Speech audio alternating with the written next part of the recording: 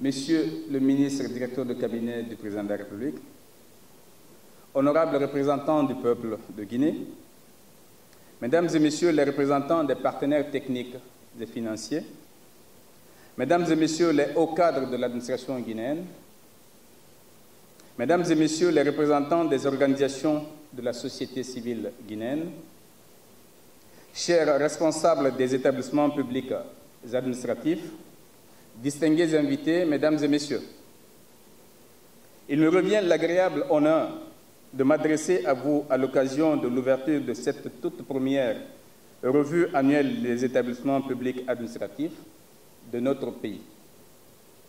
Une revue qui s'inscrit dans le cadre du renforcement de la gestion des finances publiques et de l'amélioration de la gouvernance économique nationale. La politique publique et de l'efficacité de l'aide au développement est aujourd'hui essentielle à notre objectif commun de lutte contre la pauvreté et de renforcement de la justice économique et sociale.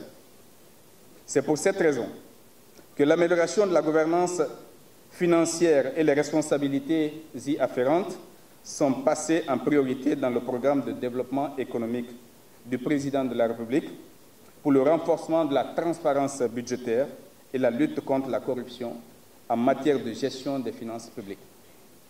En effet, la probité financière à laquelle nous sommes tous tenus dorénavant doit nous conduire à faire attention aux effets d'impact des politiques publiques, à optimiser l'utilisation des ressources publiques et à promouvoir la reddition convenable des comptes.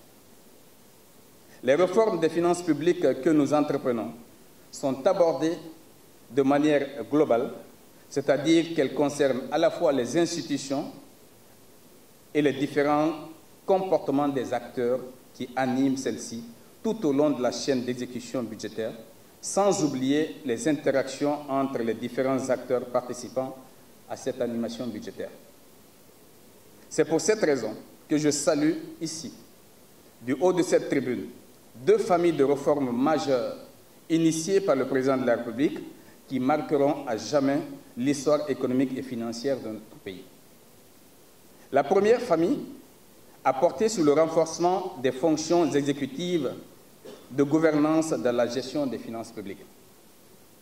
Cette importante réforme a permis notamment l'adoption d'une nouvelle loi organique relative aux lois de finances et d'un règlement général de gestion budgétaire et de comptabilité publique. La deuxième famille de réformes met l'accent sur la consolidation des institutions impliquées dans l'animation budgétaire. Il s'agit, entre autres, de la transparence budgétaire, de la reddition des comptes, mais aussi des contrôles externes que notre Parlement et notre société civile sont amenés à exercer. Excellences, Monsieur le Premier ministre, Mesdames et Messieurs, il paraît évident que ces deux familles de réformes sont complémentaires. Toutefois, je voudrais attirer votre attention sur la deuxième qui élargit à l'avenir le nombre d'intervenants en matière d'animation budgétaire au-delà de la sphère exécutive traditionnelle. C'est d'ailleurs en application de cette mesure que nous organisons le tout premier débat d'orientation budgétaire au cours de ce mois de septembre au Parlement.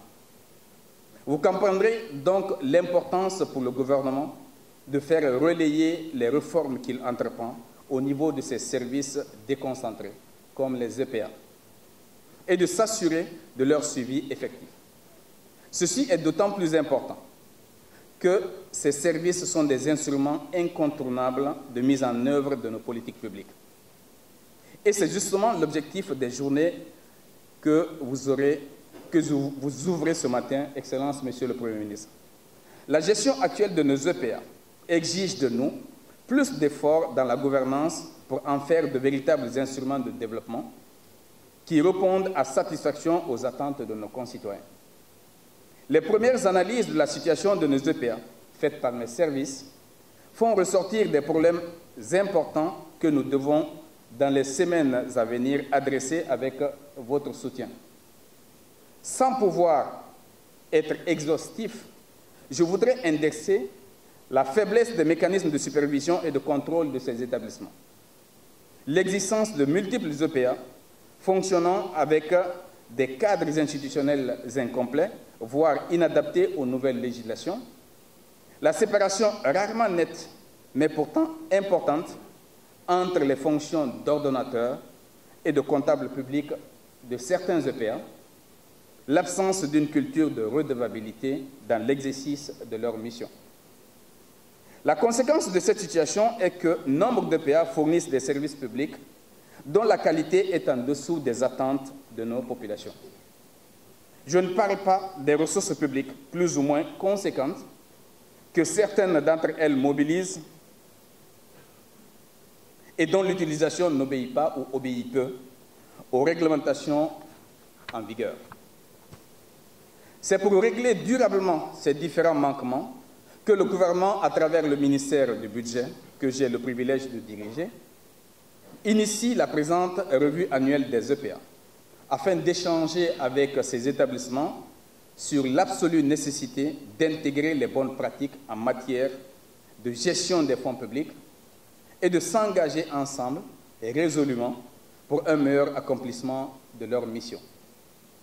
Excellences, Monsieur le Premier ministre, Mesdames et Messieurs, au moment où la Guinée se dote d'un nouveau plan national de développement économique et social, il nous incombe de veiller au fonctionnement régulier de nos EPA en harmonie avec les réformes de nos finances publiques. C'est à ce prix que nous gagnerons, que nous garantirons l'exécution correcte de ce nouveau plan de développement.